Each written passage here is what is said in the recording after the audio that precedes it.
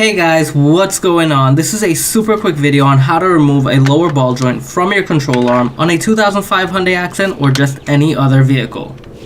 Basically, it starts off by me trying to rip the boot with a screwdriver as well as some cutters. We are trying to get this boot off to expose our underlying clip which is holding the ball joint on.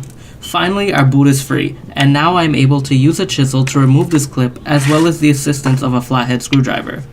We use a hammer to beat the chisel so it can slide under the clip to remove about 14 years of rust. I work my screwdriver in, and I also start to beat the chisel on the other side. I finally remove the clip with the help of my cutters. You can use a ball joint press tool to remove the ball joint or just give it one strong whack. To prep our new ball joint, I clean the area with some brake clean. I line up our new ball joint and insert our press tool that I borrowed from my local parts store. Using a 22mm wrench, I wind my press till I can't go anymore.